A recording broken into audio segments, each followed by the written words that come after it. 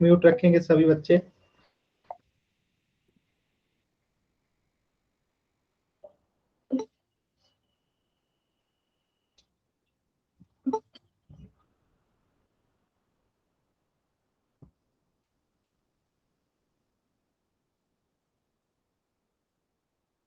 Good evening all of you, good evening. तो जैसा कि आप सभी बच्चों को पता है कि हम लोग क्लास 9th का चैप्टर 2 पोलिनोमियल बहुपद की जो है पढ़ाई कर रहे थे। और इस चैप्टर में हमने लास्ट क्लास में पढ़ा था कि समीकरण जो है क्या होता है। तो मैंने समीकरण का बहुत ही बेसिक चीजें आप लोगों को बताया था कि एक समीकरण को हम कैसे पहचान सकते हैं। तो मैं कुछ एग्जाम्पल्स के माध्यम से बताता हूं। जैसे आपसे कहा जाए कि समीकरण को पहचानिए, जैसे आपसे एक क्वेश्चन पूछ जाए कि समीकरण को पहचानिए और ऑप्शन कुछ इस टाइप से आ जाए ए बी सी डी।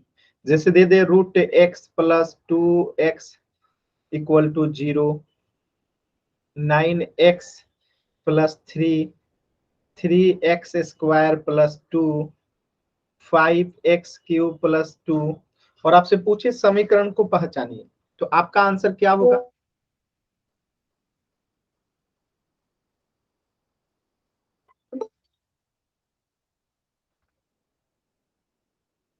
बताइएगा, आपका आंसर क्या होगा?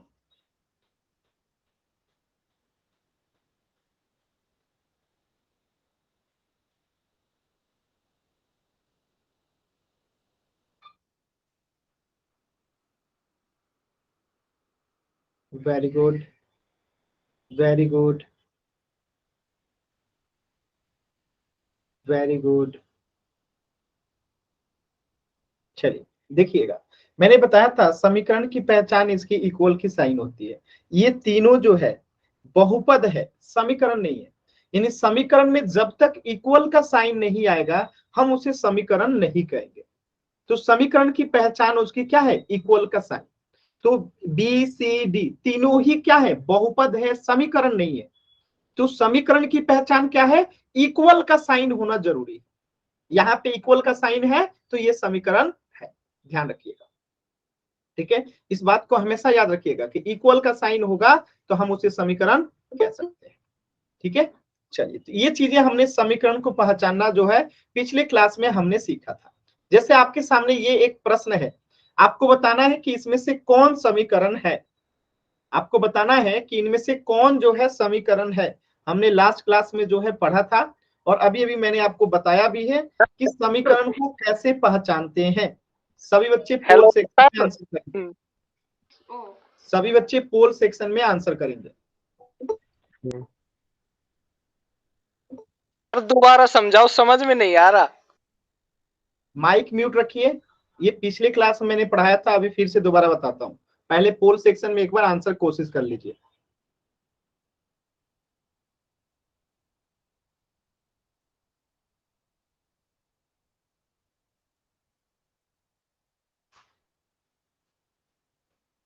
पोल नहीं चल रहा।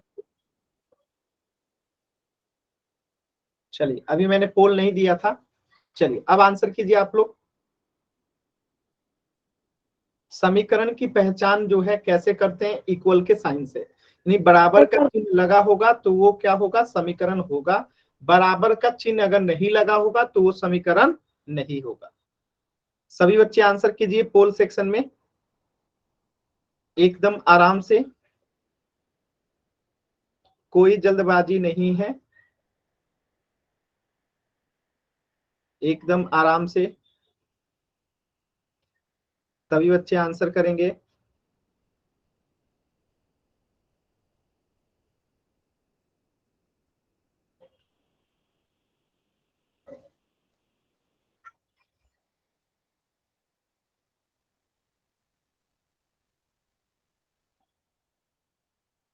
सभी बच्चे आंसर करेंगे। लास्ट के 10 सेकेंड। 10, 9, 8,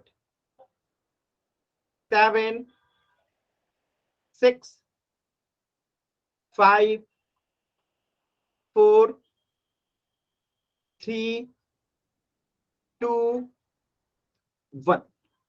आप लोगों को अगले क्लास में मैं टॉपर लिस्ट दिखाऊंगा, तो आप लोग सोच समझ के अच्छे से आंसर किया कीजिए।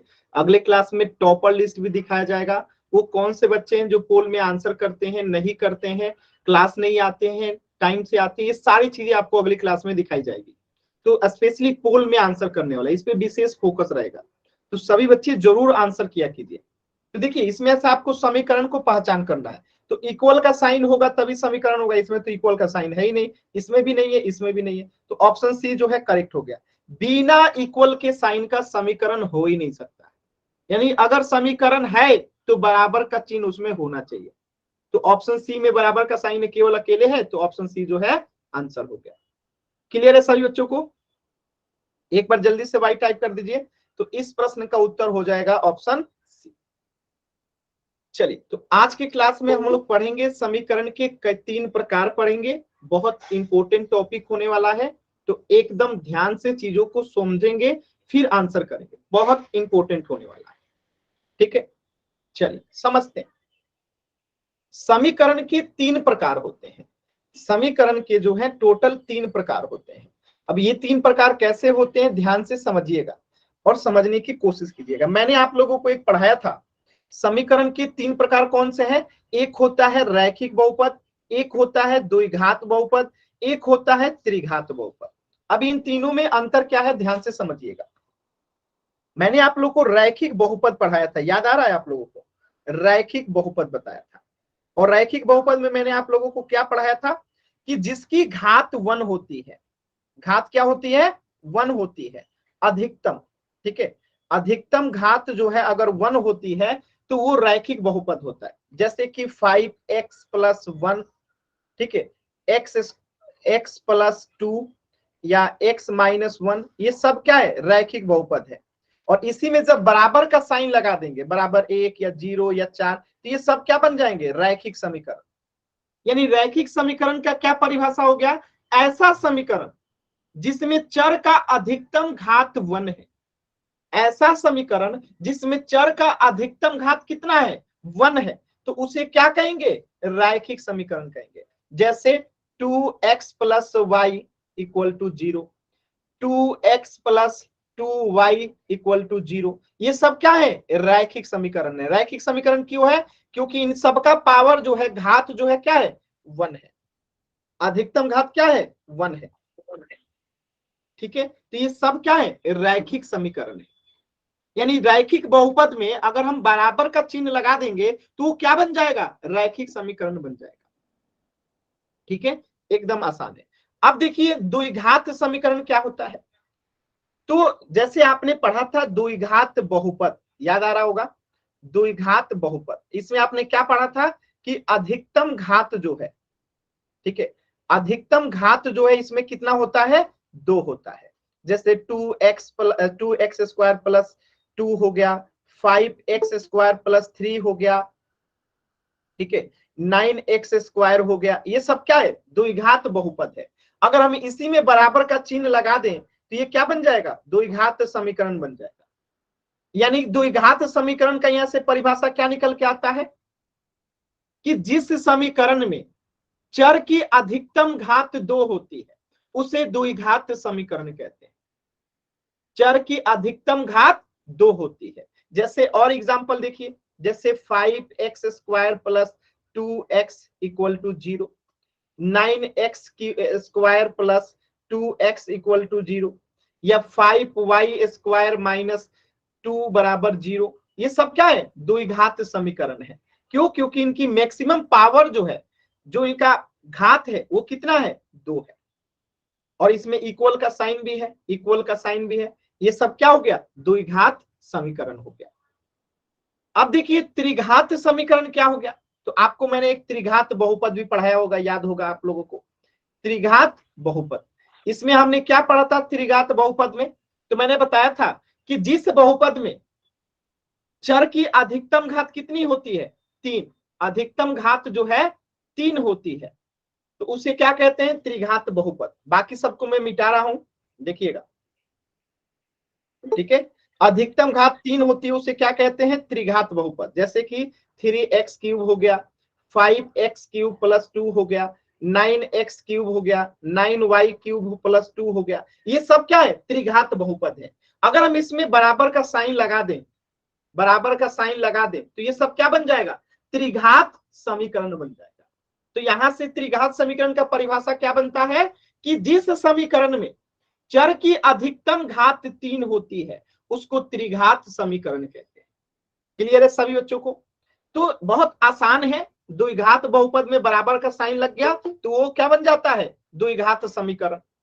उसी प्रकार रैखिक बहुपद में अगर बराबर का साइन लग गया तो वो रैखिक समीकरण बन जाता है। उसी प्रकार त्रिघात बहुपद में अगर बराबर का चिन्ह लग गया तो वो त्रिघात समीकरण बन जाता है। आसान है सभी बच्चों को? एक बार वाई टाइप कीजिए, डाउट है एन टाइप कीजिए। किसी भी बच्चे को डाउट है तो एन टाइप कीजिए।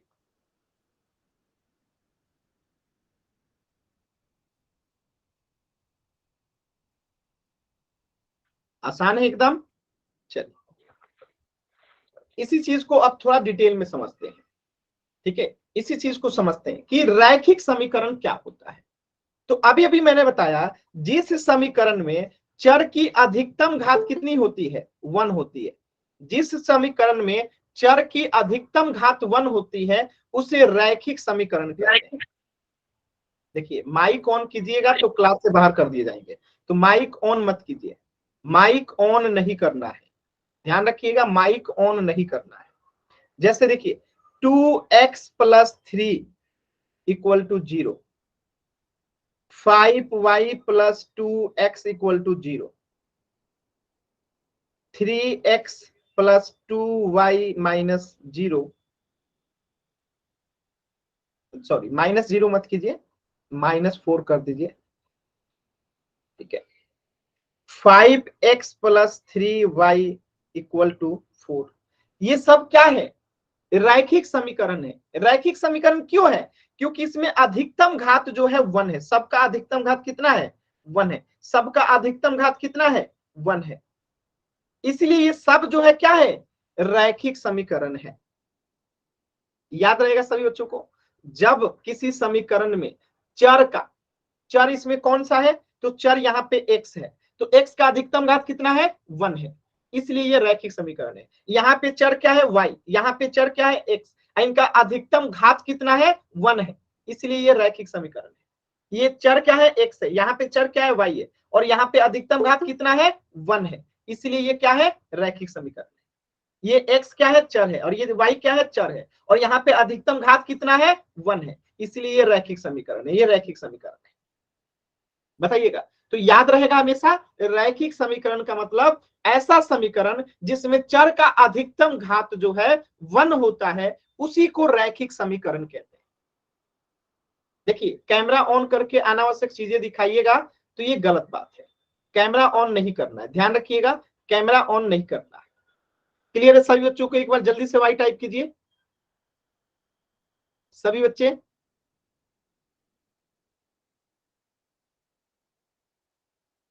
क्लियर है?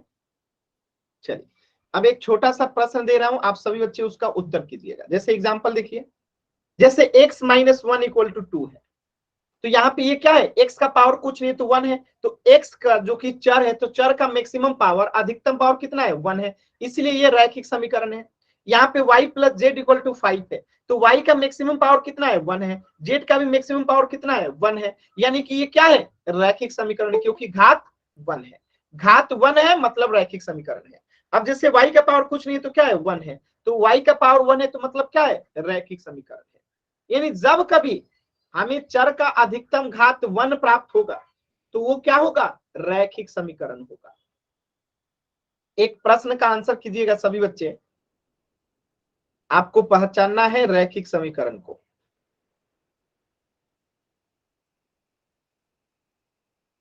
ऑप्शन देखिए A B C D। 5x² + 3, 9x + 3, 9y + 3 = 0, 5x + 2 = 0। बताइएगा इसमें से रैखिक समीकरण कौन सा है? रैखिक समीकरण कौन सा है?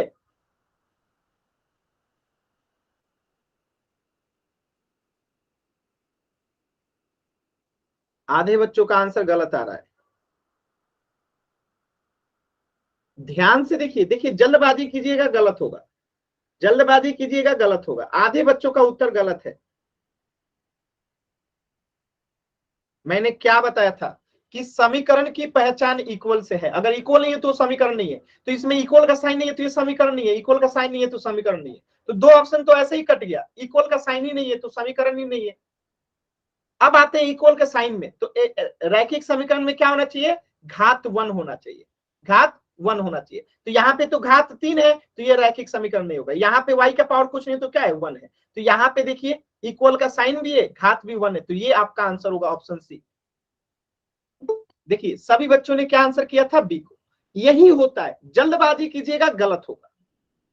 अभी क्लियर है सभी बच्चों को, क्लियर है?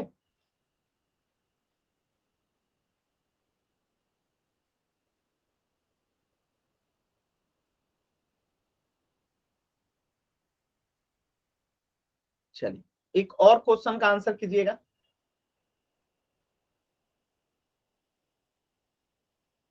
रैखिक समीकरण बताना है, ऑप्शन देखिएगा।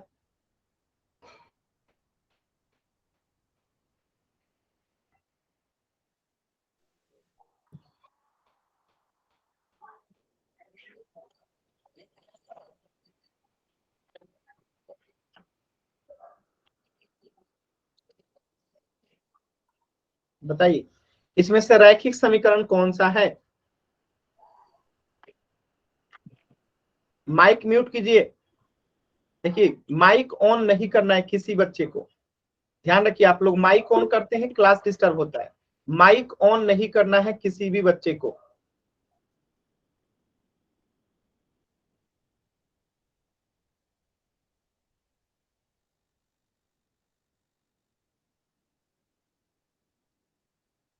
चलिए वेरी गुड। अब देखिए जिसमें बराबर का चिन्ह नहीं है तो रैखिक समीकरण होगा ही नहीं। अब ये तीन दोनों में बराबर का चिन्ह है तो ये दोनों समीकरण तो है, लेकिन रैखिक समीकरण के लिए घात कितना होना चाहिए, घात जो है 1 होना चाहिए। तो इसमें तो 3 घात है तो ये नहीं होगा। ऑप्शन सी जो है कुछ नहीं है तो 1 घात है, तो ये आपका आंसर हो जाएगा। पहचान सकते हैं रैखिक समीकरण, क्लियर है ना, आसान था एकदम। रैखिक समीकरण मतलब घात 1 होना चाहिए। अब देखिए अगर रैखिक समीकरण आप लोग पहचान गए तो एक होता है एक चर वाला रैखिक समीकरण, linear equation in one variable. ये क्या होता है कि इसमें जो है चर भी एक ही होना चाहिए और घात भी एक ही होना चाहिए और बराबर का चिन्ह भी होना चाहिए, उसे कहेंगे एक चर वाला रैखिक समीकरण। अब जैसे मैं यहां लिख देता हूं 3 एग्जाम्पल, ठीक है। 2y + 3 = 0, 5x + 2x² = 0, 9x + 3 = 0। इसमें से एक चर वाला रैखिक समीकरण जो है सिर्फ एक है और वो है ऑप्शन ए। एक चर वाला रैखिक समीकरण जो है सिर्फ ए है, 1 नंबर। बाकी दोनों नहीं है। क्यों नहीं है, देखिए इसका तो घात 2 है इसलिए ये रैखिक समीकरण नहीं है, इसलिए ये रैखिक समीकरण नहीं है, ठीक है। इसलिए जो है ये रैखिक समीकरण नहीं है, ठीक है। और यहां पे देखिए 2 चर है, कितने चर है, 2 चर है, x और y, 2 चर है, इसलिए ये एक चर वाले रैखिक समीकरण नहीं है। ये रैखिक तो है, ये रैखिक समीकरण तो है लेकिन एक चर वाला नहीं है, ये 2 चर वाला है, ठीक है। ये रैखिक समीकरण तो है लेकिन एक चर वाला रैखिक समीकरण नहीं है, ठीक है। एक चर वाला नहीं है बल्कि इसमें कितने चर है, 2 है। तो एक चर वाला 2y + 3 = 0, जिसमें सिर्फ एक ही चर हो, घात भी 1 हो और इक्वल का साइन भी हो। ये 3 चीजें देखना रहता है, घात 1 होगा, चर भी सिर्फ एक ही होगा और इक्वल का साइन होगा, उसी को एक चर वाला रैखिक समीकरण कहते हैं, ठीक है। पहचान सकते हैं, क्लियर है ना। चलिए और कुछ एग्जांपल्स देखिए। जैसे यहां पे देखिए x - y = 2, अब यहाँ पे आप बताइए कि क्या ये एक चर वाला रैखिक समीकरण है, यस और नो। देखिए रवि नाम से जो बच्चा है अनावश्यक वाई वाई टाइप कर रहे हैं। देखिए आप लोग ऐसा कीजिएगा क्लास से बाहर हो जाएंगे, तो प्लीज ऐसा मत कीजिए। मैं बार बार कह रहा हूं ऐसा कीजिएगा क्लास से बाहर हो जाइएगा, तो ऐसा मत कीजिए। ऐसा कीजिएगा तो क्लास से बाहर हो जाइएगा, मैं बार बार कह रहा हूं ऐसा मत कीजिए। अनावश्यक अगर वाई टाइप कीजिएगा तो आप क्लास से बाहर हो जाएंगे, तो ऐसा मत कीजिए। क्लियर है? चलिए तो देखिए x माइनस वाई, तो यहाँ पे चर कितना है, एक है, कौन सा, x। घात कितना है, कुछ नहीं है तो 1 है, तो घात भी 1 है और इक्वल का साइन भी है। तो आप देख सकते हैं तीनों चीजें हैं, चर भी एक है, घात भी एक है और इक्वल का साइन भी है। तो ये क्या हो जाएगा, एक चर वाला रैखिक समीकरण हो जाएगा। अब देखिए यहाँ पे ऑप्शन 2, क्या ये एक चर वाला रैखिक समीकरण है, यस और नो।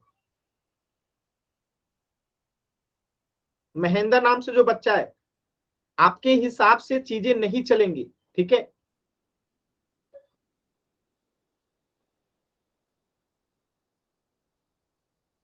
देखिए ज्यादातर बच्चों के गलत आंसर आ रहे हैं। ये भी जो है एक चर वाला रैखिक समीकरण होगा, क्यों होगा, तो देखिए इसमें भी चर कितना है, एक ही है, वाई वाई एक ही चर है वाई, और घात कितना है, कुछ नहीं है, पावर तो इसका 1 घात है, तो घात भी 1 है और इक्वल का साइन भी है, बराबर का साइन भी है। और ये जो तीनों चीजें पाई जाती है उसी को तो कहते हैं एक चर वाला रैखिक समीकरण। तो ये भी एक चर वाला रैखिक समीकरण होगा, ठीक है। घात 1 है, चर भी एक ही है सिर्फ वाई, और इक्वल का साइन भी है, और ये तीनों चीजें हो गया, मतलब कि वो एक चर वाला रैखिक समीकरण होगा।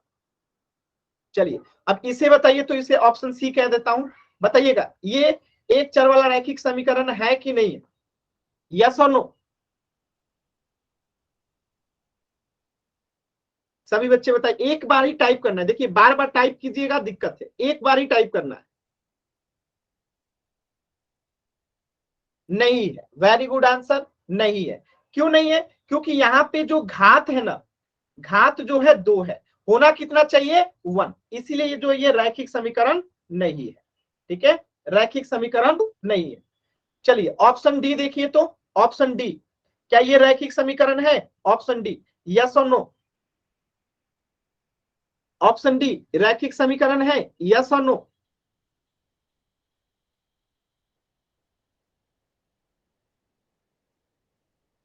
नहीं है, क्यों नहीं है, क्योंकि आप देख सकते हैं यहाँ पे दो चर है, y और z, दो चर है, और दो चर होगा तो क्या होगा, रैखिक समीकरण नहीं होगा, तो ये रैखिक समीकरण नहीं है। एकदम आसान सवाल, किसी भी बच्चे को यहां तक डाउट है तो डबल वाई टाइप करेंगे, वाई वाई टाइप करेंगे, अगर डाउट नहीं है तो वाई टाइप करेंगे, अगर डाउट है तो डबल ए। ये मिस्टेक मतलब कंफ्यूजन हो गया आप लोगों को, अगर डाउट है, ठीक है, डाउट है तो एन टाइप कीजिए, अगर क्लियर है तो वाई टाइप कीजिए। चलिए डाउट है तो एन टाइप कीजिए, क्लियर है तो वाई टाइप कीजिए। आसान था, सबका वाई है, वेरी गुड। चलिए तो इस प्रश्न का उत्तर समझ गए होंगे कि ये दोनों जो है एक चर वाला रैखिक समीकरण है और ये दोनों जो है नहीं है, एकदम आसान था। अब मैं एक छोटा सा सवाल देता हूं, आप लोगों को उसका आंसर करना है, एकदम छोटा सा एक सवाल है, आप लोगों को उसको आंसर करना है, आपको जो है आंसर करना है। एक चर वाला रैखिक समीकरण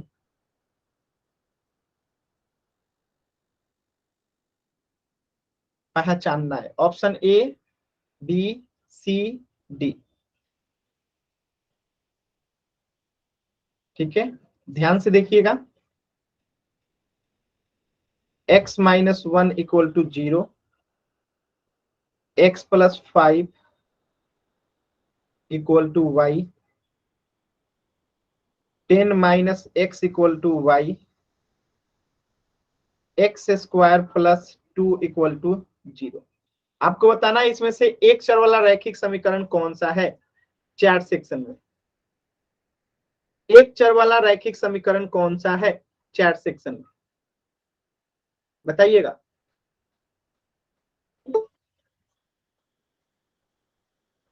सभी बच्चे बताइए, एक चर वाला रैखिक समीकरण कौन सा है?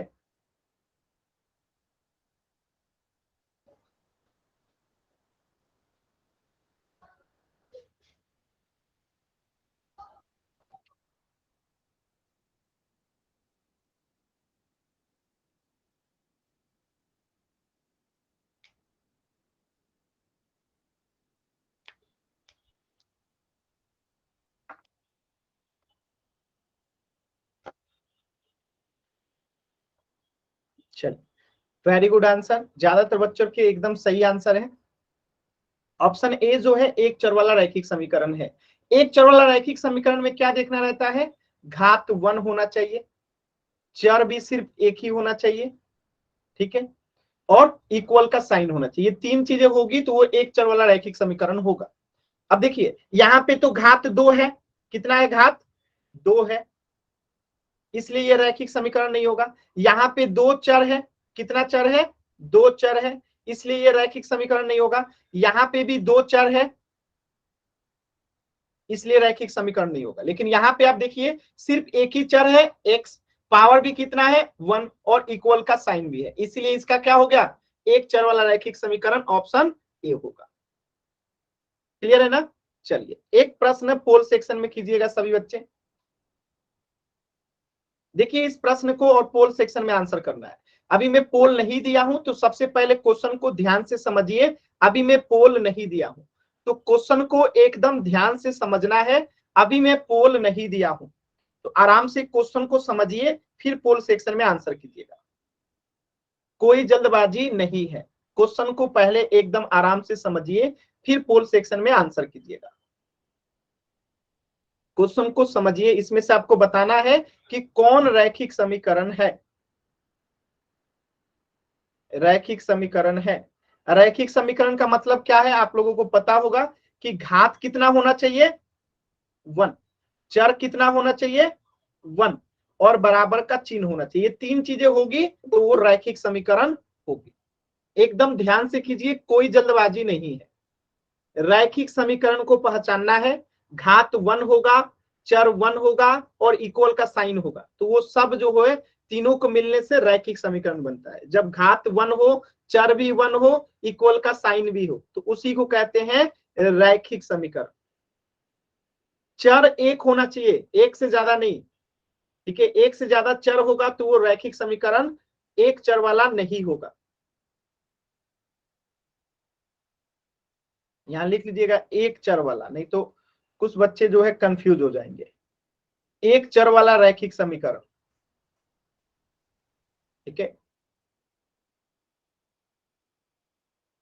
लास्ट के 10 सेकेंड, 10, 9, 8, 7, 6, 5, 4, 3,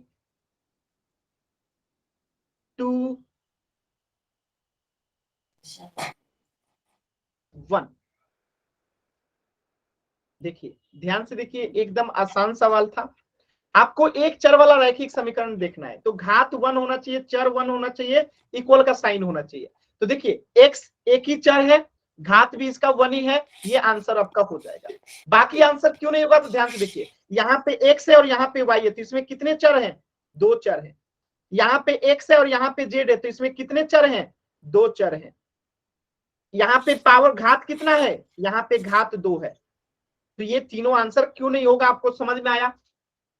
क्योंकि यहाँ पे दो चर है, यहाँ पे भी दो चर है, यहाँ पे घात 2 है, जबकि होना क्या चाहिए? घात 1, चर 1, बराबर का साइन। तो इसमें देखिए घात भी 1 है, चर भी 1 है, अब बराबर का साइन भी है, तो आंसर हो गया ऑप्शन ए। किसी भी बच्चे को डाउट है तो एन टाइप कीजिए, क्लियर है तो वाई टाइप कीजिए। किसी भी बच्चे को डाउट है तो एन टाइप कीजिए, क्लियर है तो वाई टाइप कीजिए। ठीक है, आसान था एकदम। चलिए, तो इस प्रश्न का उत्तर हो जाएगा ऑप्शन ए। आसान सवाल था। चलिए अगला प्रश्न देखिएगा, इसमें भी आपको पहचानना है एक चर वाला रैखिक समीकरण। एक चर वाला रैखिक समीकरण,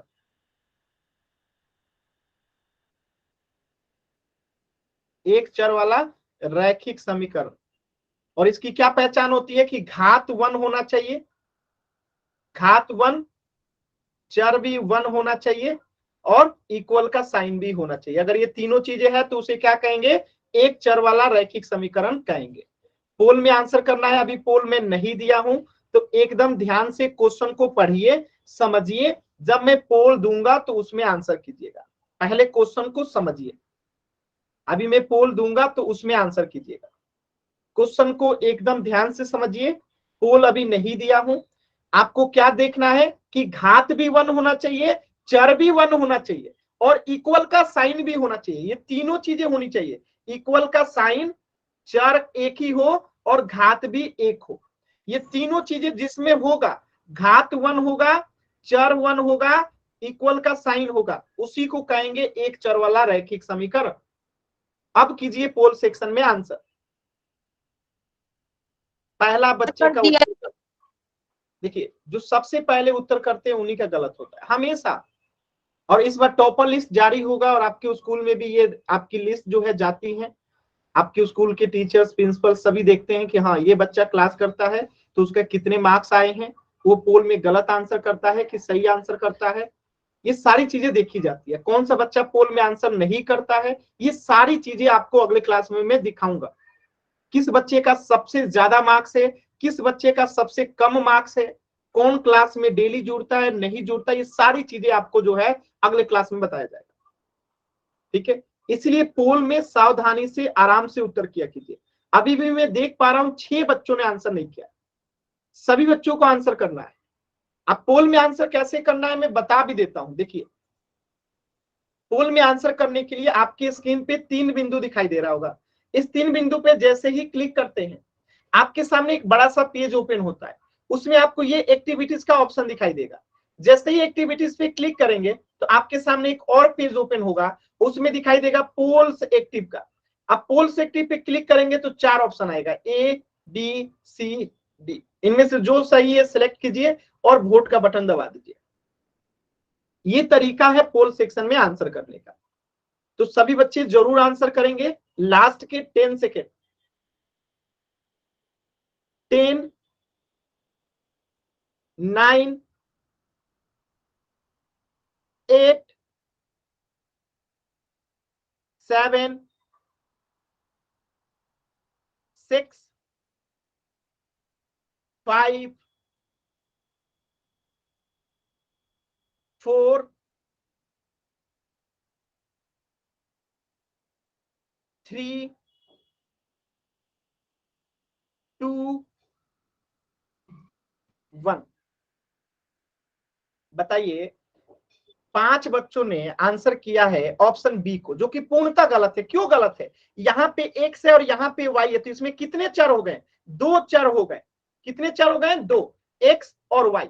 और हमने पढ़ रखा है कि रैखिक समीकरण के लिए कितना चर चाहिए, सिर्फ एक चर चाहिए। तो ये तो बी नहीं होगा। क्यों नहीं होगा, क्योंकि इसमें 2 चर है, एक ही चर होना चाहिए। ठीक है, अब देखिए यहाँ पे क्या है, x का पावर 2 है, तो घात कितना हो गया, यहाँ पे 2 हो गया। और हमने पढ़ रखा है कि घात कितना होना चाहिए, 1। घात कितना होना चाहिए, 1। तो इसलिए ये डी आंसर नहीं होगा। यहाँ पे इक्वल का साइन ही नहीं है तो ये आंसर नहीं होगा। क्यों, क्योंकि इक्वल का साइन जरूरी है। समीकरण तभी होगा जब इक्वल का साइन होगा, इसमें इक्वल का साइन ही नहीं है तो ये भी नहीं होगा। बचा ऑप्शन सी, तो ऑप्शन सी आंसर है। क्यों, क्योंकि इसमें देखिए एक्स एक ही चर है, पावर कुछ नहीं तो 1 है, और इक्वल का साइन भी है। तो एक ही चर है, एक ही घात है और इक्वल का साइन भी है, तो आंसर क्या हो गया, ऑप्शन सी। मतलब आप लोग सिर्फ जल्दबाजी में गलत कर देते हो। एकदम आसान सवाल था, फिर भी आप लोग जल्दबाजी में गलत कर देते हैं। ठीक है, तो इस प्रश्न का आंसर आप लोग समझ गए होंगे, क्या होगा, ऑप्शन सी, x+5 = 0। एक प्रश्न चैट सेक्शन में कीजिए। अगर प्रश्न आ जाए कुछ इस प्रकार का कि एक चर वाले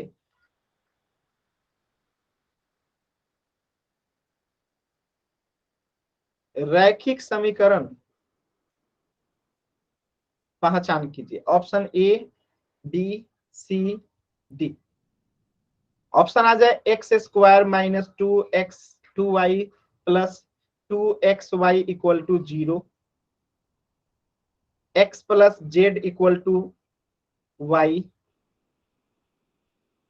x cube plus 8 equal to 0, x plus 5 equal to 10x। बताइएगा, इसमें से आपको बताना है कि एक चर वाला रैखिक समीकरण कौन सा है।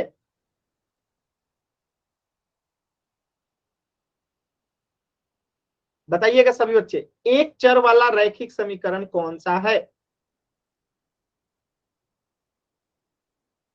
सभी बच्चे बताएंगे चैट सेक्शन में, एक चर वाला रैखिक समीकरण कौन सा है। देखिए, एक चर वाला रैखिक समीकरण के लिए क्या चेक करना होता है, जब भी पूछा जाए तो ये चेक कि घात 1 होना चाहिए, ठीक है, और चर भी सिर्फ एक ही होना चाहिए, और इक्वल का साइन भी होना चाहिए। ये तीन चीजें है तो वो एक चर वाला बहुपद है। अब यहाँ पे तो x का पावर 2 है, तो ये तो इसका घात 2 हो गया, तो ये उत्तर नहीं होगा। यहाँ पे x y z, इसमें कितने चर हो गए, 3 चर हो गए, इसलिए ये उत्तर नहीं होगा क्योंकि 3 चर हो गया। यहाँ पे घात कितना हो गया, 3 हो गया, घात कितना हो गया, 3 हो गया, इसलिए उत्तर नहीं होगा। बचा ऑप्शन डी, एक्स एक ही चर है, पावर कुछ नहीं है तो 1 है, और इक्वल का साइन भी है, तो ये आपका ऑप्शन डी जो है एक चर वाला रैखिक समीकरण हो जाएगा। क्लियर है सभी बच्चों को, बताइएगा क्लियर है, एक बार जल्दी से वाई टाइप कीजिए। ठीक है, एकदम आसान सवाल था। एक चर वाला रैखिक समीकरण का मतलब यही होता है, घात 1 होना चाहिए, चर 1 होना चाहिए, इक्वल का साइन होना चाहिए। अगर ये तीनों चीजें है तो वो एक चर वाला रैखिक समीकरण होगा। चलिए एक प्रश्न और कीजिए पोल सेक्शन में। ये प्रश्न है क्वेश्चन नंबर 71, ध्यान से देखिए और पोल सेक्शन में आंसर करना है। इसमें भी आपको क्या बताना है, एक चर वाला रैखिक समीकरण।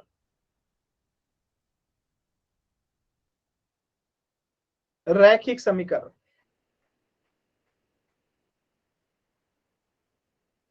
एक चर वाला रैखिक समीकरण का मतलब क्या होता है, मैंने बता रखा है कि घात कितना होना चाहिए, 1, चर कितना होना चाहिए, सिर्फ 1, और इक्वल का साइन होना चाहिए। तीन चीजें है तो वो क्या हो जाएगा, एक चर वाला रैखिक समीकरण हो जाएगा। तो अभी मैं पोल नहीं दिया हूं, सभी बच्चे एकदम ध्यान से क्वेश्चन को देखिए, समझिए, फिर क्वेश्चन को पोल में आंसर कीजिएगा। पहले ध्यान से क्वेश्चन को समझिए, आप लोग जल्दबाजी में केवल गलत करते हैं, तो एकदम ध्यान से क्वेश्चन को समझिए, फिर पोल सेक्शन में आंसर कीजिए।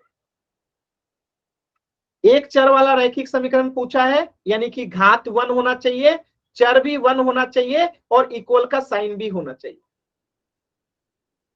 सभी बच्चे आंसर करेंगे, एकदम आसान है। देखिए टॉपर लिस्ट अगले क्लास में मैं आपको दिखाऊंगा, बताऊंगा कि वो कौन से बच्चे हैं जो सभी प्रश्नों का आंसर करते हैं, ये भी बताऊंगा किन बच्चों का सबसे ज्यादा सही है, और ये भी बताऊंगा कि कौन से वो बच्चे हैं जो पोल में आंसर नहीं करते।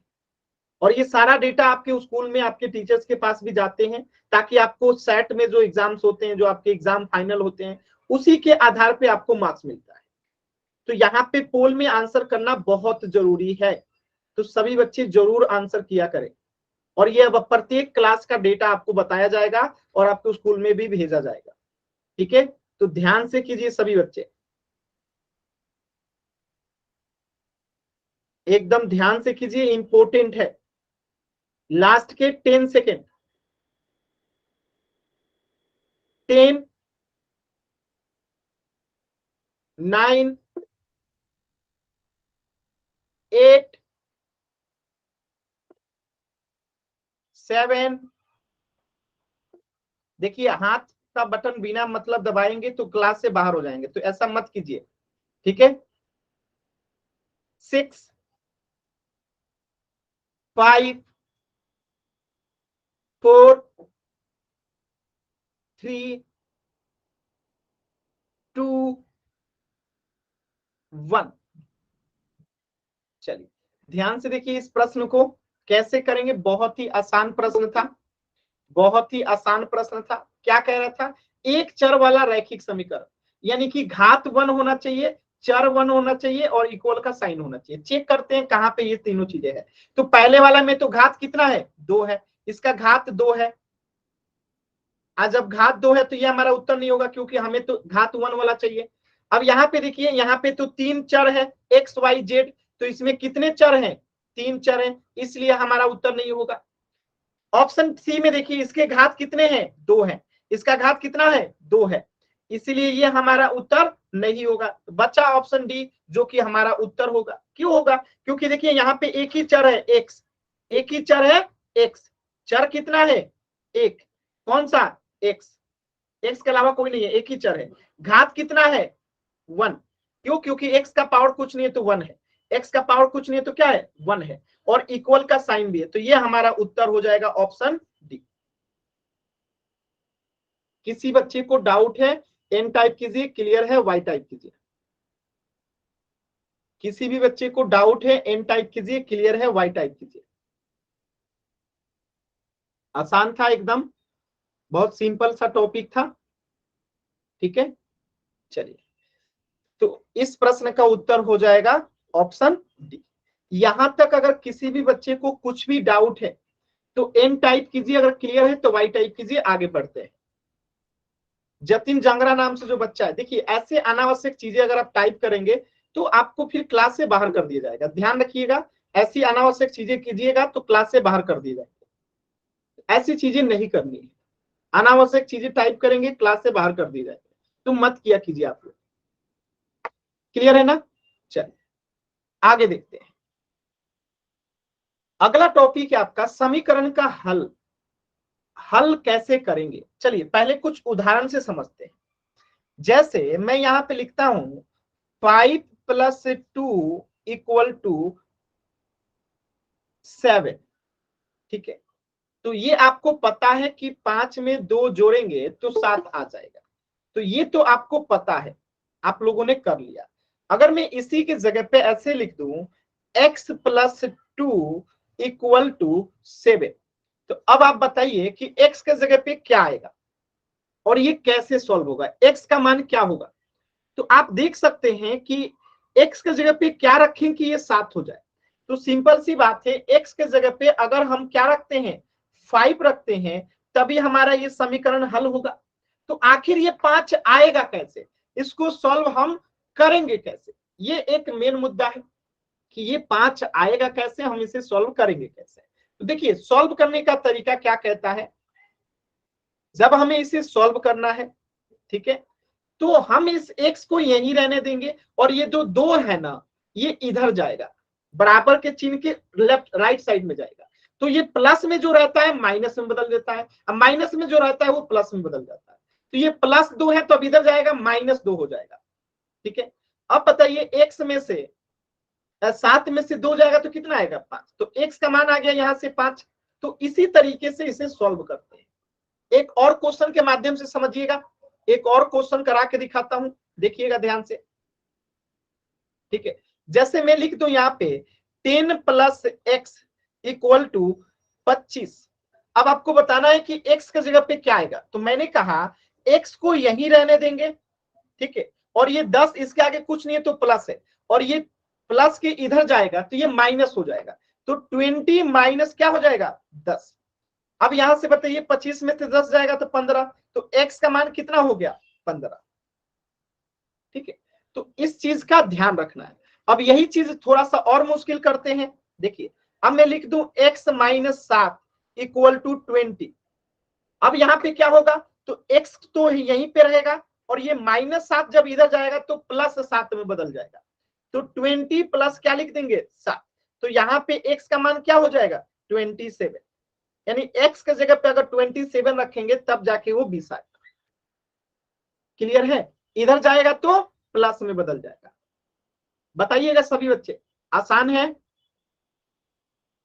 बराबर के चिन्ह के अपोजिट जाता है तो हमेशा वो साइन बदल जाता है, ठीक है। लेफ्ट से राइट में जाए चाहे राइट से लेफ्ट में आए, वो चिन्ह बदल जाता है, ठीक है।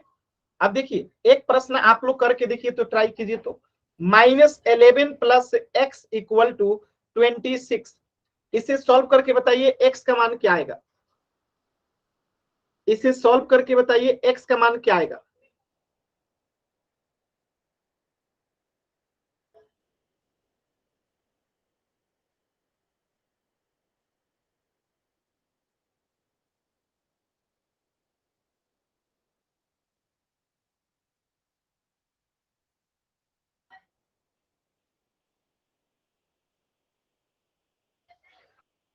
चलिए सभी बच्चे सॉल्व कीजिए। देखिए क्या करेंगे, कैसे करेंगे, ध्यान से फिर से सुनिए।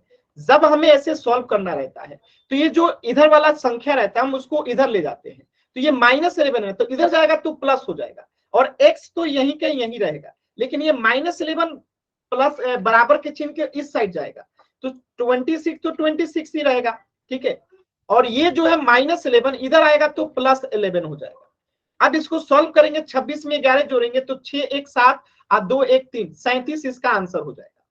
तो x का मान कितना हो गया 37, x का मान कितना हो गया 37। तो ये आपको समझ में आने चाहिए। एक दूसरा क्वेश्चन कीजिएगा, जैसे 10 प्लस x इक्वल टू 30 है, तो अब बताइए x के जगह पे क्या आएगा, x बराबर क्या आएगा, सभी बच्चे बताइए x बराबर क्या आएगा।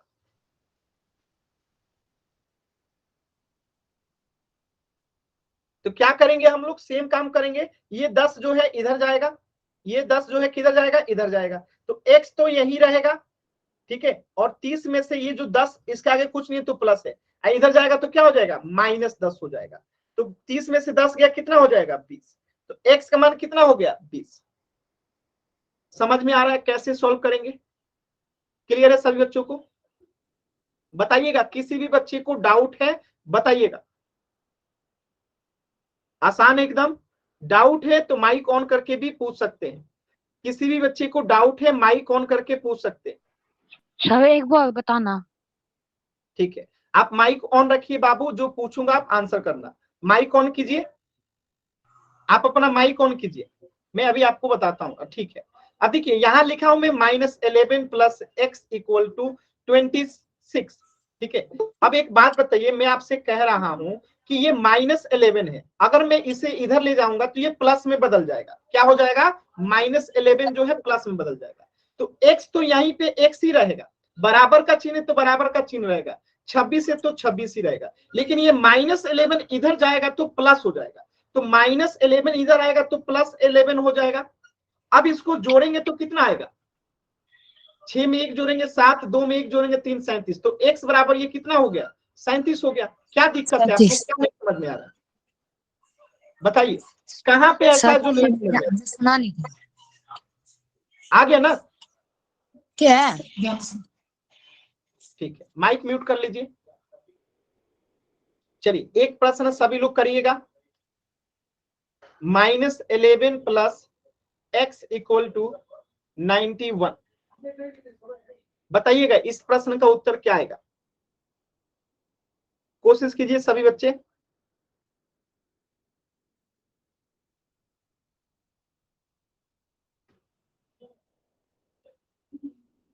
कोशिश कीजिए सभी बच्चे, ध्यान से करेंगे एकदम आराम से। चलिए देखिए, ये x तो यही रहेगा, ये -11 इधर जाएगा, इक्वल है तो इक्वल, 91 है तो 91, और ये -11 इधर जाएगा तो क्या हो जाएगा +11, और 91 में 1 जो 11 जोड़ेंगे तो कितना आएगा 1 1 2 9 1 10, तो x बराबर कितना हो गया 2, 102, x बराबर 102। क्लियर है, बताइएगा, डाउट है माइक ऑन करके पूछ सकते हैं, क्लियर है वाई टाइप कीजिए।